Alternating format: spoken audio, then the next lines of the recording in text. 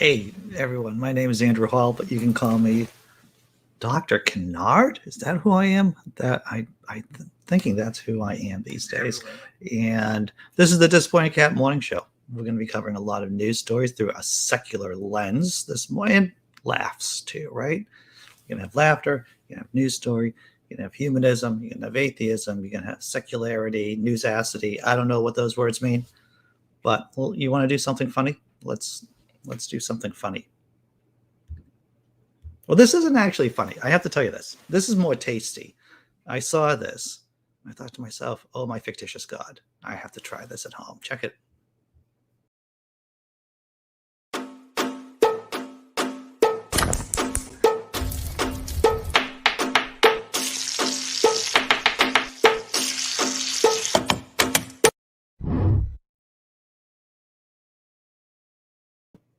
It looks pretty awesome. It's just a little fried chocolate pie, and it looks delicious.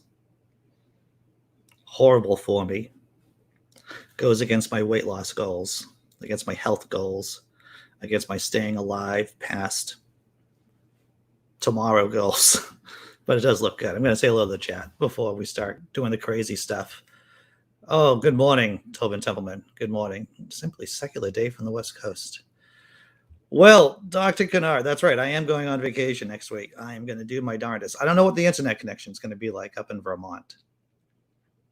I'm hoping the internet connection is going to be good, but I'm bringing all of my gear with me. All of my gear. Listen to me. I have a ring light, a microphone, a laptop, and cords. Really, but I'm bringing it up there with me, and I'm going to do my best to run the show. We'll see what happens. Good morning, Dee Parks. Bonnie, making a grand cup of coffee with good vibes. Oh, vibes are appreciated, Vibes are appreciated. Good vibes are even more appreciated because, you see, I'm typically not full of good vibes, but if I am in an area where good vibes are, I do benefit. Tesla Ranger, Glenn Chesterton, and Jessi Bear. That's very good. Very good. So I didn't know if I was going to make this part of the actual news stories that I cover, or it would just be an announcement. So I guess I'm just going to make this an announcement, though it could be a very minor news story. But every once in a while, you're humble.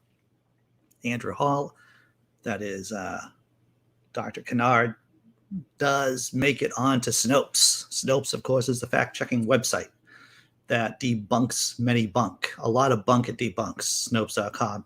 And and as you well know, on my blog, Laughing in Disbelief, on Pathos Non-Religious channel, I write a lot of satire. And this little piece made it big, kind of viral. I don't know, 100,000 hits, maybe? I don't know. It hasn't gone like huge viral, mind you. But it's gotten a fair amount of traffic, and it warranted an appearance on Snopes, or at least coverage by Snopes. Here's the name of the piece. No, the AMA didn't revoke Senator Rand Paul's ophthalmology license. An online source described the alleged revocation of Paul's medical license as permanent. As you can see, that was out yesterday. The claim, the American Medical Association revoked the ophthalmology license of Senator Rand Paul, a Republican from Kentucky, due to, quote, ethical concerns, unquote, and his blatant disregard for the Hippocratic Oath, and appropriately labeled satire. But wait, there's more. On August 10th, 2021, Pathos published an article positing that the American Medical Association, AMA, revoked Kentucky U.S. Senator Rand Paul's medical license for ophthalmology due to ethical concerns and his blatant disregard for the Hippocratic Oath. And here's a little blurb from it. The last bit is, Senator Paul will never again be able to treat patients. And in a just world, everyone, Senator Rand Paul would be losing his medical license. You know why? Because he's been spreading this misinformation about vaccines and face masks. And any doctor who does that should have their license revoked. Although it's true that questions have been raised in the past about the status of Paul's ophthalmology license, his item was not a factual recounting of real-life events. The article originated with Pathos' satirical blog, Laughing in Disbelief, which is authored by who? Andrew Hall, and describes its output as the following. The story you were reading is satirical. The Oxford Living Dictionary defines satire as the use of humor, irony, exaggeration, or ridicule. Ridicule, that's my favorite kind of cule, is ridicule. To expose and criticize people's stupidity or vices, particularly in the context of contemporary politics and other topical issues. Yeah, I love that definition.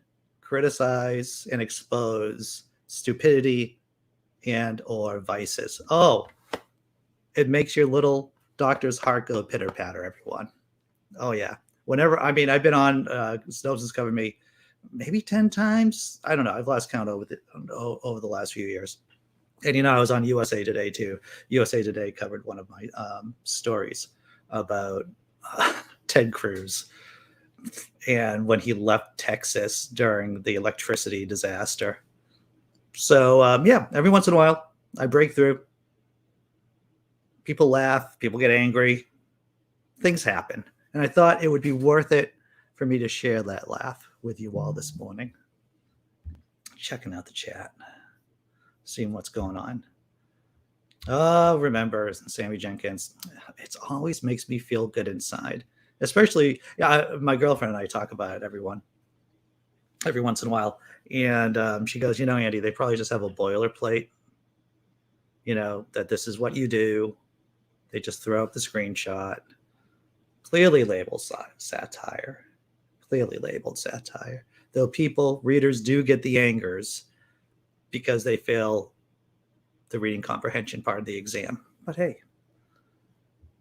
glad that you enjoyed that, Jessi Bear. I do. I champion the putting on the letter R at the end of the word idea. I tell you, I get enough people to put R at the end of idea, and it will go in the dictionary as proper pronunciation.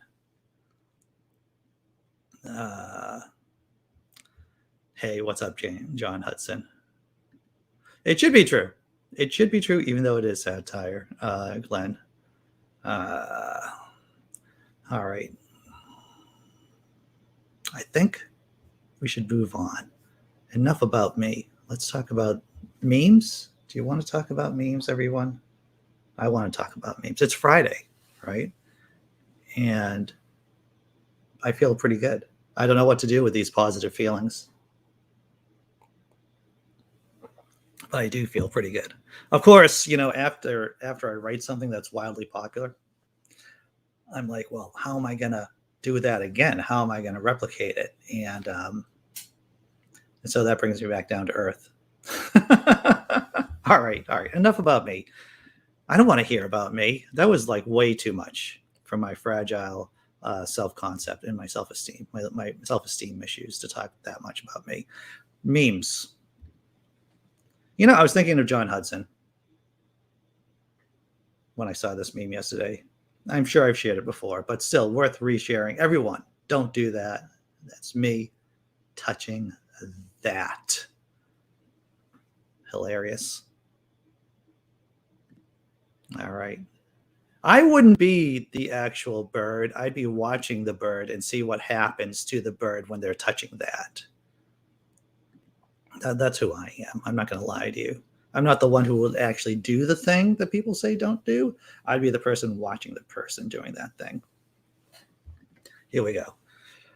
House of prayer. Eat the devil's corn, and you will choke on his cob. Well, you just got to get that gag reflex under control. Simple solution to complex problems, everyone, right there. All right. And, oh my God. Oh my fictitious God. You know what I did? I did the same. Okay. So there's only two memes today because I'm an idiot. And for some reason I put down for the third meme, the first meme. See, so history just, it's over and over. Wow. It's going to be a tough Friday, everyone. This is just going to be tough. Maybe we should just talk about the actual news stories we're covering. Afghanistan, the fiasco in Afghanistan, and guess whose fault it is? Is it the United States of America's fault? More or less. Flagrant, Mr. DeSantis in Florida, 800 doctors wrote him a letter. It wasn't an I love you letter. It wasn't a you're doing a great job, Mr. DeSantis. No, it was more of a get your shit together, Ron DeSantis. We're going to talk about the census, less white people here in the States. And Billy Crystal getting high. Billy Crystal getting high. I'd like to see Billy Crystal getting high. I think Billy Crystal's a really funny guy. And we're going to be talking about NASA. We're going to be talking about more COVID rats. We're doing all of this in only 44 more minutes. I guess I got to pull it together. Should I pull it together? Maybe I'll look at the chat one more time. What's up, imaginary god? I saw some of you last night on Jimmy Lou's show on the Tank channel, which I thought was funny. I thought it was I think they're doing good work over there with Skids Clown, Jimmy Lou. All right, first story. U.S. deserves big share of blame for Afghanistan military disaster. Analysis. White House accused of unfairly pointing finger at Afghan military after decades of mismanaging war effort. What? You mean the United States of America did a shoddy job? They did a shoddy job after they invaded a country? I'm shocked. I am shocked at this. Links in the description below. This is a long piece, everyone, but I was able to cut it into 3 panels of salient points here. The candid assessment of U.S. and allied officials and soldiers recorded in congressionally mandated lessons learned reports obtained by the Washington Post make clear some of the problems so evident today had their origins at the onset of the U.S.-led military presence in the country. I believe it's Lao Tzu, the mythological writer of Taoism's text, the Tao Te Ching, the way of power. I think that's what it is, the Tao Te Ching. So as I recall, is that you start at the beginning with the end in mind. You start at the beginning with the end in mind. The United States, that goes against our motto, whatever that motto is, slipshod militarism. In the early years, when the Taliban were on the run, the Pentagon, under the Defense Secretary Donald Rumsfeld, was loath to fund a substantial Afghan force, particularly after the Iraq invasion drew away resources and attention. Let's read that piece again. Donald Rumsfeld was loath to fund a substantial Afghan force, particularly after the Iraq invasion drew away resources and attention. Should let that roll around. Donald Rumsfeld died, I don't know, recently, relatively recently, within the last month or two. And I had nothing good to say about that guy. Nothing good to say about that guy. Later, when the Taliban had regrouped and struck back, the coalition raced to build the Afghan National Security Forces, comprising army, police, and militias on a huge scale, totaling over 350,000 at their peak, cutting corners and training and funding. Okay, so there's 350,000 army, police, and militias. And it isn't a huge scale, everyone. 350,000 people for militias, army, and police. That's not a large number to manage a country that is in the midst of a rebellion. And of course, the U.S. doing a great job on cutting corners on training and funding. Next panel, please. Out in the provinces, newly minted police were left to fend for themselves, and many used their authority and guns to squeeze income out of the population. Great way to win hearts and minds. Army officers drew salaries for tens of thousands of ghost soldiers whose name were on the books, but who never materialized. We economized. We got the ANSF we deserved. Douglas Lute, a 3-star army general who served as the Afghan war czar. Oh, I fucking hate the word czar. If there was any more incompetent type of divine monarch, of absolute, of authoritarian, it would be the Russian czars. I remember when the term came first in use, and I'm like, whoever is using the word czar, you're basically saying this is a person with a lot of authority who's destined to fail. Once again, the term czar, named after the Russian monarchs that fell to the Bolsheviks, to the communists, that were horrible rulers by and large.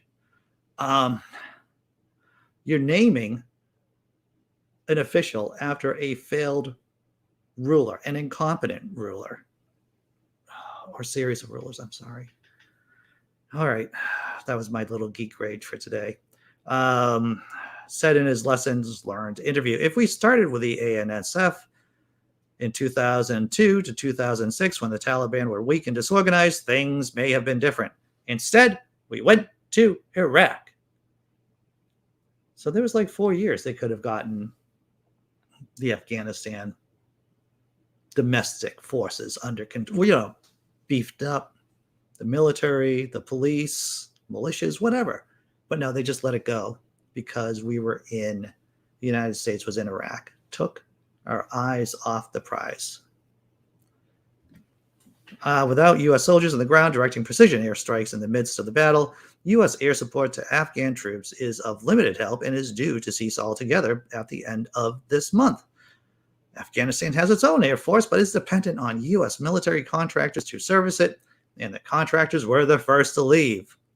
Bringing them back after the U.S. withdrawal would require a new agreement that would take months to negotiate. That's not going to happen. The U.S., if you haven't heard this already, Biden is sending 3,000 troops into Afghanistan to help evacuate U.S. nationals and friends and allies from Afghanistan. It's been a fucking shit show. American soldiers dead. And I swear to my fictitious God, if it wasn't for Donald Trump fucking up the COVID response, I would, and I may still change this, my opinion on this, but I still think Bush the younger is arguably the worst president in my lifetime. But Donald Trump's there, but George W. Bush is right underneath him, I think, everyone. Because Bush did help set the table for Trump too. But I fucking hate that guy. I fucking hate W. Bush, and I hate how people are fucking just worshiping him because Trump was such a horrible president, right? Oh, I'm gonna have a freaking conniption. A conniption. I'm glad when the chat talks with each other and lets me just rant. I do appreciate it. Thank you for humoring me this morning. What is the U.S. doing war for? Cash? My lack of shock face. It is. Well, this is he got high because he went to an MRI, but we're going to go cover that in a few bit. Let's see. Am I covered? Am I up to date with everyone? Dr. Osiris, glad to see that you're here, Dr. Osiris, Black female atheist. How you doing? Imaginary God. I freaking blow a gasket about Bush the younger. It's once again, especially since what is he doing? He's painting. He's like, people like him now. And it's like, fuck that guy. Fuck Donald Rumsfeld. Fuck Dick Cheney. Fuck Bush the younger. Fuck them all. What's up, B? All right. I got my rage out. Thank you, everyone, for once again humoring me. You want to do something? You want to talk about NASA? Something a little bit lighter before we talk about Ron DeSantis? Let's talk about NASA. And NASA wants you. Well, maybe not you, but someone. They want people, everyone. NASA seeking U.S. volunteers for Mars simulation. This seems pretty interesting. I read this story the other day.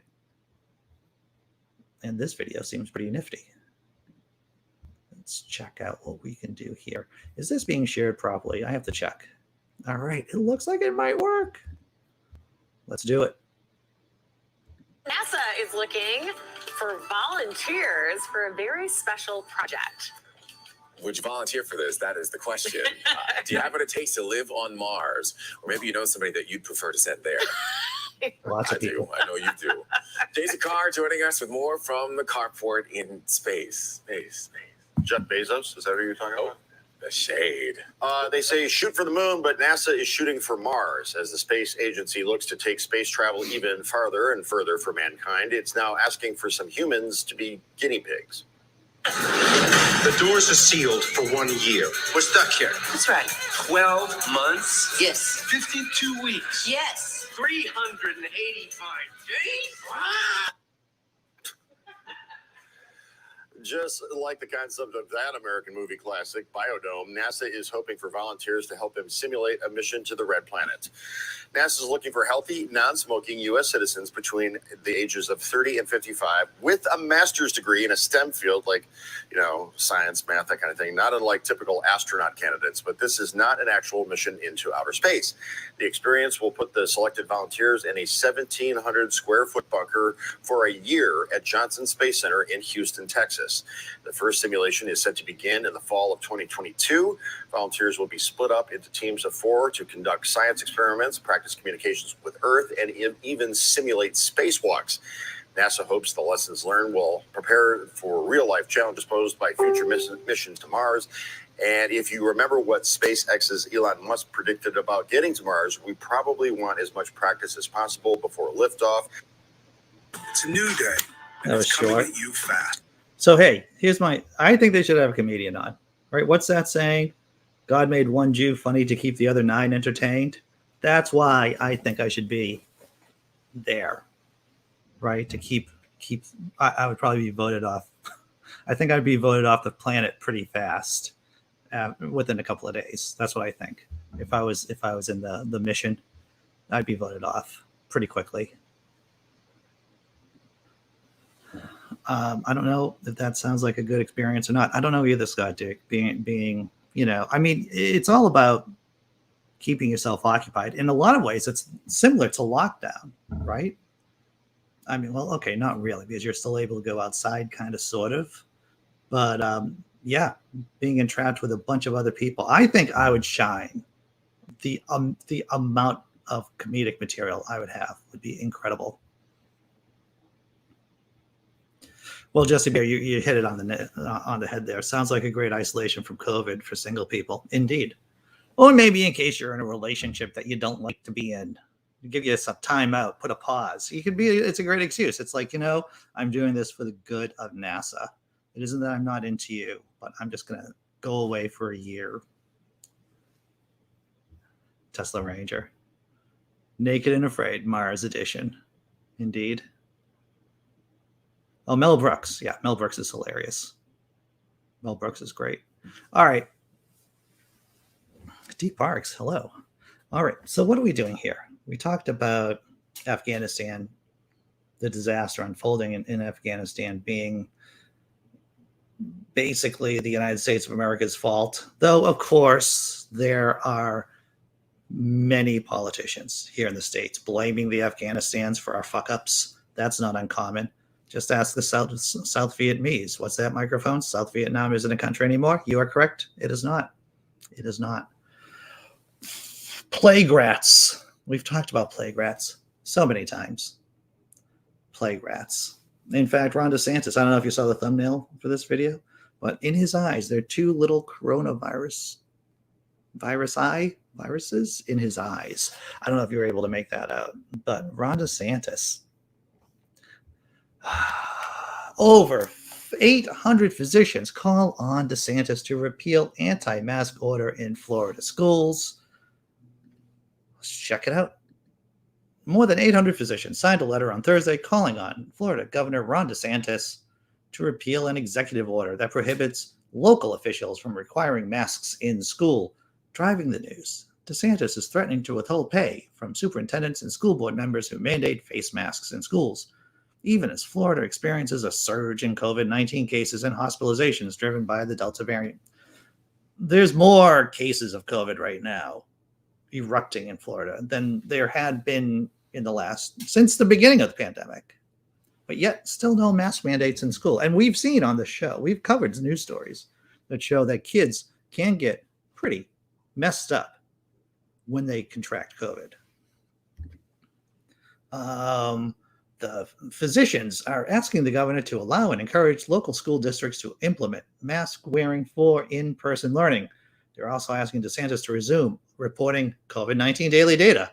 Florida became the first state to provide only weekly updates citing decreasing cases. Well, that's definitely not the case anymore.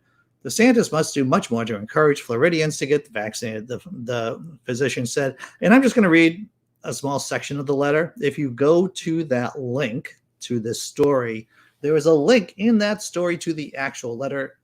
I'm not going to read it all, but here's the gravy. Here's the meat and potatoes right here. His executive order prohibiting local school districts, and this is from the doctors, everyone. This is the letter that 800 doctors sent Governor Ron DeSantis. His executive order prohibiting local school districts from implementing COVID-19 safeguards exposes every child to a virus that is deadlier than the flu, as contagious as smallpox, and preventable with two basic mitigation measures: mask use and vaccinations. Governor DeSantis has effectively outlawed the former and all but ignored the latter. With schools resuming and children returning to classrooms, Governor DeSantis's anti-safety strategy puts people at risk, including children. The past week, COVID-19 has infected more than 19,000 Floridians every day, the worst weekly infection rate since the pandemic began, and hospitalized an average of 1,800 Floridians daily. Let's read that again. Hospitalized an average of 1,800 Floridians daily. In the last week of July, at least 35 children were hospitalized every day for COVID-19 in Florida. I'm going to read that again. In the last week of July, at least 35 children were hospitalized every day for COVID-19 in Florida, a number that is very likely an undercount since Governor DeSantis stopped sharing COVID-19 statistics.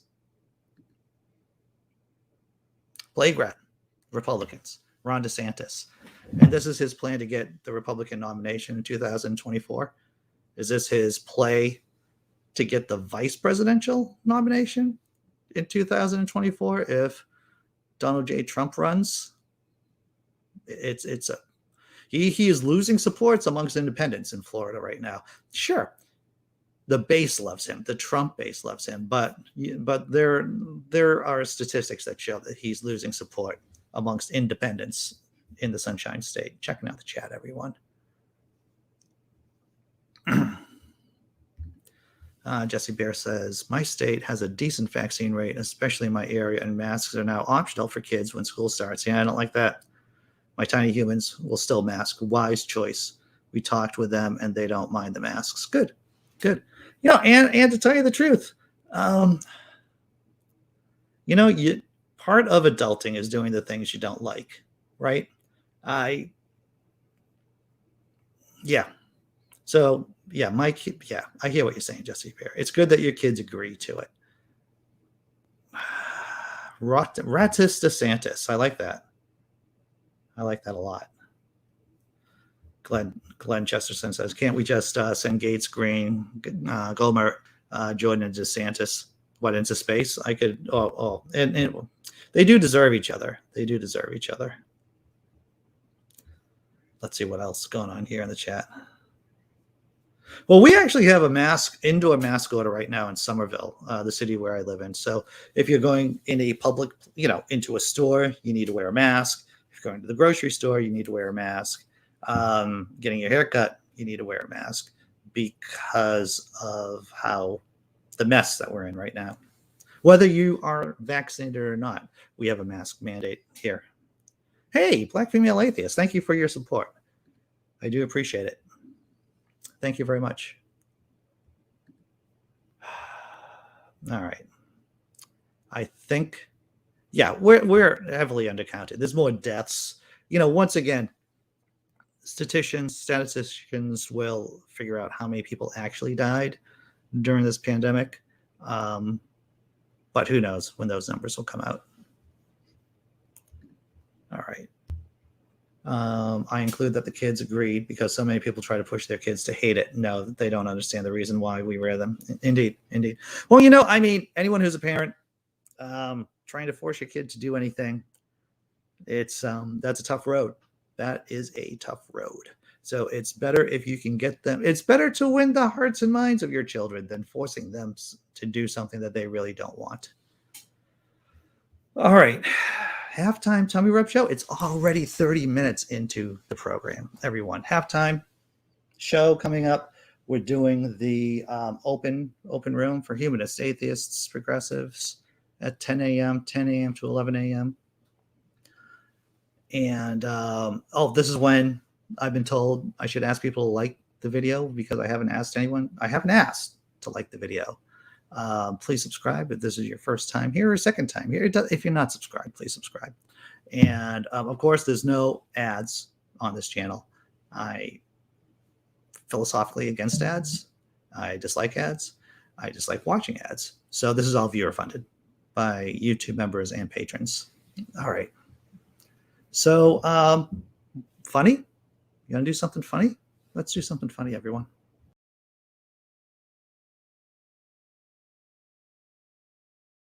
Cheeto was a Costa Rican fisherman who found a dying croc inside a river, then brought it to his home to nurse it back to health and gave it hugs and kisses to help it get well. He named the creature Pocho and then set him free. But what would he come out onto his porch to see? Pocho looking back at him with love in his good eye, 'cause he would choose to live with him for the rest of his life. Cheeto's wife said it's either me or Pocho. Cheeto chose old Pocho, made the choice muy rapidoso. For 22 more years they'd share the water and the land.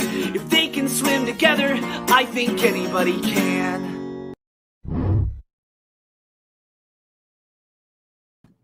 How do you explain that to a marriage therapist? My husband is choosing the alligator over me. Depending on the state of your marriage, maybe that was a wise choice. I mean, they were together for 22 years. I mean, so that says something, right? I think a lot of people would choose maybe an alligator than staying in an unhappy relationship. That's what I think.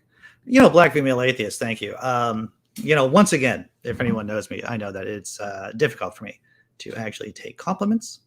It's something I've been working on for the last, forever. But thank you for your support. And I will try to do my best. I've been doing my best, at least blogging for the last over 10 years at this point. And I've been YouTubing seriously now for over a year, and I like it. I like the format. I like interacting with you. It's very different from blogging, but I do enjoy the space and I do enjoy the platform. And thanks again, Black female atheist. Lee says, after being married twice and divorced twice, it doesn't take much to understand that marriage is good for about a week and then it's over. Wow, Lee, that's dark, brother.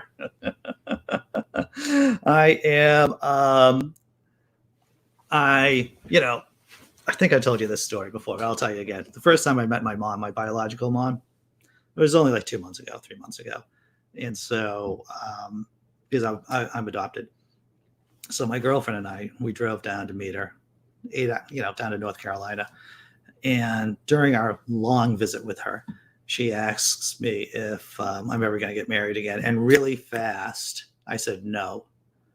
Maybe a little bit too fast, everyone. So I had to re-explain my position on marriage with a girlfriend, because I love my girlfriend. I'm very happy with my girlfriend. And why would I want to ruin that?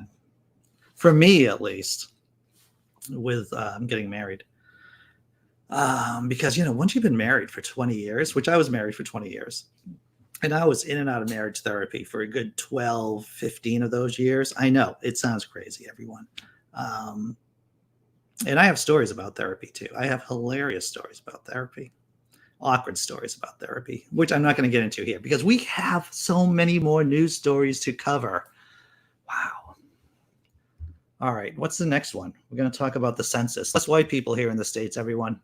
Less white people.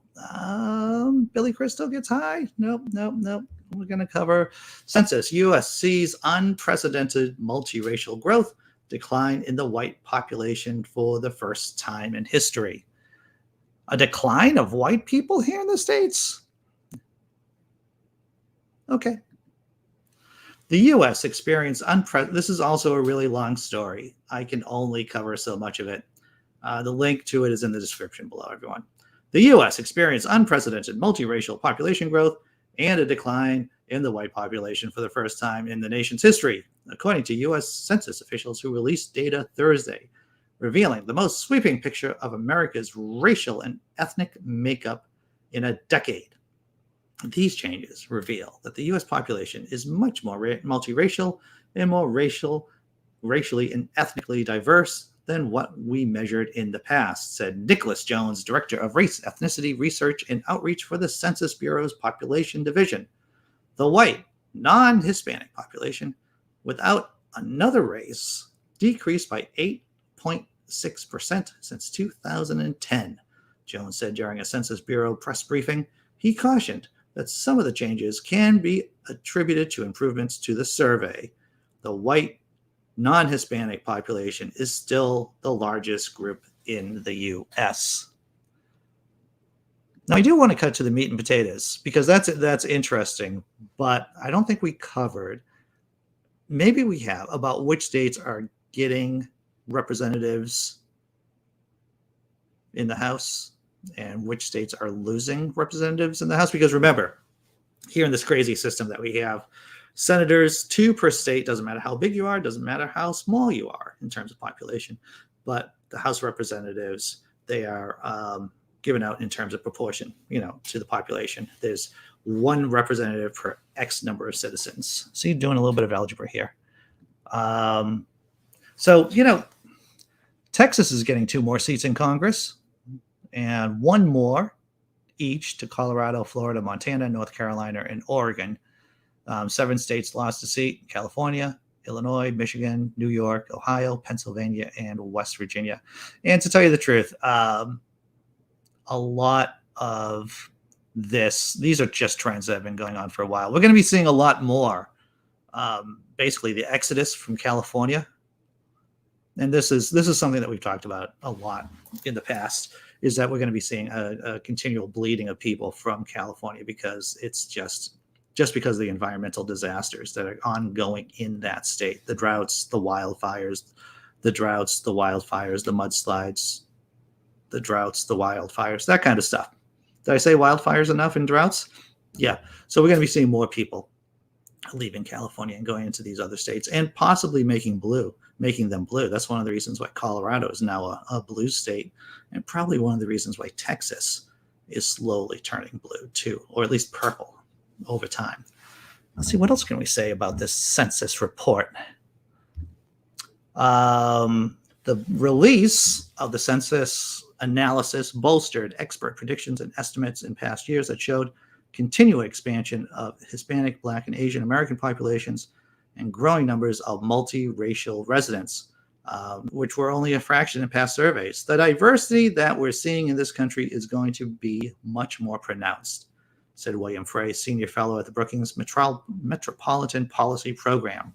The statistics gleaned from the decennial census are used to hand out hundreds of billions annually in federal funding, and for everything from drawing school district boundaries to measuring the diversity of police forces and corporate boards. The data can provide the basis for comparisons of the racial makeup of certain populations or the American population as a whole. Let's see. I think I went panel crazy. Sometimes I throw a lot more panels than I need to on these stories, and I have to figure out whether or not. This is interesting. In 2020, 33.8 million people reported to be more than one race. A small fraction of residents reported being multiracial in 2000. So that's 6.8 million. So that's a significant jump. The first year respondents that was the first year the respondents had an option. So maybe that wasn't. The share grew slightly in 2010 to 2.9% or 9 million people, according to the Census Bureau.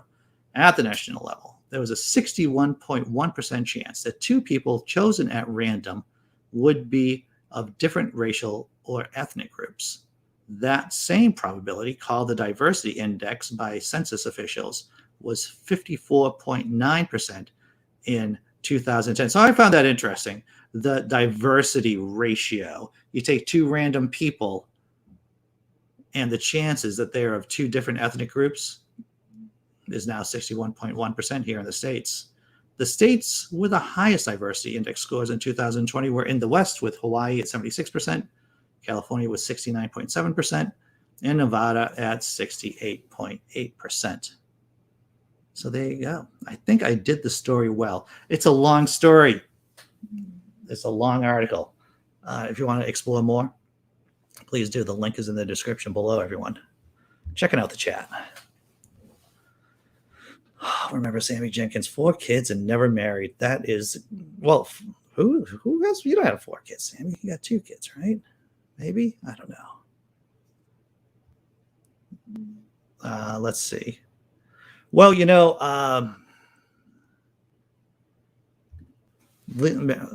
Bear says marriage is a legal process, which I think it's still a big thing in the States, especially for insurance purposes. Yes, one of my girlfriend's friends got what I call a cancer marriage.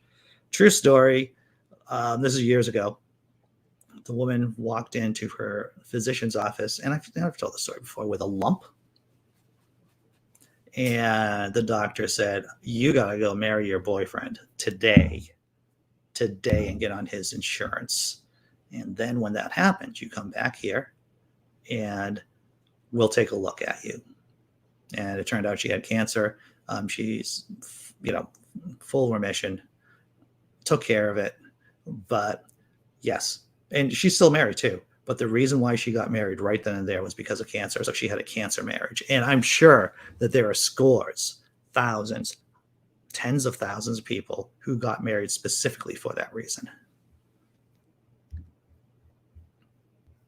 Oh, 3 biological, 1 step. Thank you, Sam. It's difficult to keep track of my own kids and other people's kids. It's difficult. All the numbers, just a jumble in my head. Hey, Andy, what are the stats of Homo sapien population growth? I hear what you're saying. Well, we all know, everyone, for us Homo sapiens, that each woman needs to have an average of 2.1 kids, right? That's just to keep the population stable. And in most industrialized countries, the population has been decreasing over time. Countries that have a good social safety net, people realize that having children, it's a tough freaking job. It's tough emotionally. It's tough on your time. It's tough on your financial resources. So people are just having less children. That's why the population is cratering in places in Western Europe. And if it wasn't for immigration here in the States, our population would be decreasing too. All right. I think I covered everything. Did I cover everyone in the chat?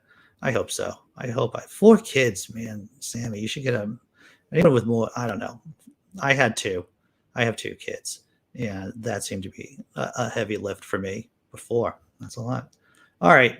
Something lighter. You want to talk about something lighter than population statistics and demographics? I have a real good feel-good video. Well, no, this is absolutely not feel-good at all. And you might have heard about the story. German nurse suspected of switching COVID vaccine with a saline solution. Going to be taking a look at this video right here from NBC News. Authorities in a district in northern Germany are urging thousands of people who received a COVID vaccination in the spring to come forward for another shot. It's for a shocking reason. They say some may have received saline solution instead of a vaccine. And multiple reports say a Red Cross nurse is suspected of being behind the switch. NBC News correspondent Megan Fitzgerald joins us now from London with more on this story. So, Megan, people in the district of Friesland are being warned about this. How many people could have been affected, and what are authorities now saying to them? Well, Joe, good morning. Yeah, we're talking about some 8,600 people who may have been injected with saline solution once, maybe even twice, as opposed to the COVID-19 vaccine, which is why authorities there are trying to get the word out, trying to contact people, posting on social media, Facebook, trying to let folks know that they need to make an appointment to come back and to get another dose. Now, during this time period in question, vaccines were prioritized. So we're talking about people who are 70 years and older who are eligible for the vaccine, frontline healthcare workers, along with teachers and educators. So we're talking about some of the most vulnerable population here, Joe. So police are reportedly investigating a Red Cross nurse. What more can you tell us about that? Are they saying what the motive might be? So here's what we know. This investigation by police started in April because they tell us that this nurse in question here admitted to a coworker that she dropped a vial of the Pfizer vaccine. She didn't want to report it, so she replaced it with the saline solution. This coworker then reported that to the leadership. Leadership contacted police, and that's when this investigation started. So police have been doing their due diligence over the last several months, and the reason why they believe that some 8,600 people could be susceptible to have gotten the wrong injection here is because they found some evidence that suggests this woman may be an anti-vaxxer, as we say, that because she sent messages to people and made posts on social media. And so they are concerned that she started doing this, replacing the vials with the saline solution when she started working there in March, all the way up until she made that confession in April, Joe. Let's talk about the anti-vaxxer movement. How big of a problem is it there in Germany? Yeah, Joe, it's a good question. We know that within the last recent months, we have seen people taken to the streets in Germany protesting the vaccine and the way in which the government handled the pandemic. But when you look at Germany on a whole, the people there are receptive to the vaccine. We're looking at about 56% of the population there fully vaccinated, 63% with one dose. Of course, the government there wanting to see the vaccination rate accelerate a lot quicker because they do believe, Joe, that they are anticipating a fourth wave coming as early as the fall. All right. Megan Fitzgerald reporting from London. Megan, thank you so much. 8,600 people, the girlfriend pointed out. Welcome to girlfriend. Some of them are probably already dead. If you think you're vaccinated, especially with Delta raging, and then you get it, that's just sad and crazy. Well, yeah, I would hope so, John Hudson, or 8,600 people. Madness. And the woman told someone, just tells you how mentally unstable the person is, how stupid and crazy they are. The fact that the nurse actually told a coworker, oh yeah, I happen to shoot someone with saline solution as against to the vaccine. Girlfriend. The girlfriend. There you go. You'd think they'd be a little bit quicker with that. You'd think they'd be a little bit faster. All right, last story. This should make you happy. Billy Crystal high. Just the concept of Billy Crystal walking into a doctor's office getting high, right? Something maybe to help alleviate the anger from the last story. Billy Crystal reveals he got high before getting an MRI during recent health scare. I have to tell you, I've only been in an MRI machine once. It was scary as fuck because I too am claustrophobic. I don't like confined spaces. And if I had to do it again, I would need something to take the edge off. I would need something to make me less anxious, because those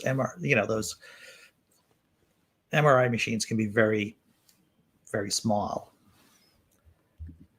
Here we go. On the Tonight Show, it's starring Jimmy Fallon on Wednesday. 73-year-old comedy legend Billy Crystal talked about his recent injury he sustained to one of his hips, and why, when it came to getting an MRI, he decided to do a little self-medicating to help himself get over the fear of being in an enclosed space. Very claustrophobic, which is why I was a month premature, Crystal joked To make a long story short, when I was alone, I swallowed 4 edibles. It turns out that there's a senior section in the store. The guy at the cannabis said, because there's a section for seniors, 2 will make you feel good. So I said, I really want to feel fabulous. Ironically, there's actually a popular strain of cannabis named after the actor, but no word on if he got any kind of discount or if he tried his own flavor. What we do know is that edibles seem to work in more ways than one, because Crystal had no problem with the tight quarters of the MRI machine. He did have one issue. He got hungry. And supposedly he went out to Taco Bell and had a fry bucket or had a bucket of Taco Bell. Maybe it was a box, right? Buckets are KFC. Taco Bell does boxes. So he had a box of Taco Bell after getting high as fuck and going and getting his MRI taken of his hip. So that's something. That's something. I just like the idea. You know, right, Billy Crystal in The Princess Bride. Good luck storming the castle, boys. I love that movie. 4 edibles, right? That was a lot of edibles. What's up, Marmaduke Scarlet? You've been listening in. Very good. Very good. Yeah, 4 edibles does seem to be a lot. So does getting high affect the brain? So to render the MRI suspect, they were taking an MRI of his hip. So it's an interesting question, Scott Duke. If he was getting his noggin, his brain, his skull imaged, then I wonder how the THC would affect that, right? Billy Crystal meth. Indeed. All right. Checking out how everyone's doing. Oh, Dee Parks, thank you for reminding it. Pro tip, clicking on the like button is better than sex. I have not found that to be my experience of a Dee Park, but I'm not going to question your own subjective experience, your own phenomenological state when you hit the like button. That's what I'm not going to do. I'm not going to question that. Marvin Scarlett said, I had an MRI and the technician gave me an iPad loaded with crowded house tracks. I was pretty okay. That's good. When I get really anxious, and this hasn't happened for a long time, but I do my breathing exercises, deep breathing, proper breathing, and that seems to calm me down long enough for me to get the hell out of the situation. All right. You want to do something? We covered so many stories today. I'm going to do something funny. Well, I'm not going to do something. I'm going to show you something funny.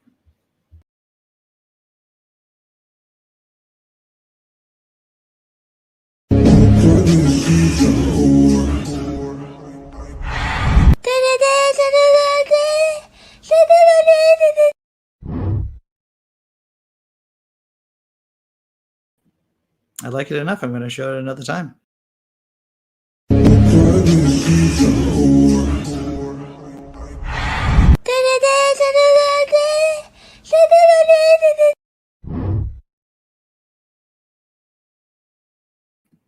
All right, everyone. After party, after show for humanist, skeptics, progressive, politic people. That's at 10 a.m. Link is in the description. Thank you all for showing up today. I had a lot of fun. Now then, I don't know, next week, right? Because I'm in Vermont. When I was doing the show with Chris last year, we were in Maine, and the internet was good enough for me to contribute to the show then. Will I have good enough internet access to do the show next week? I don't know. We're going to find out. Thank you, patrons. Thank you, YouTube members. I'm going to throw the video down, and then I'll see you at 10.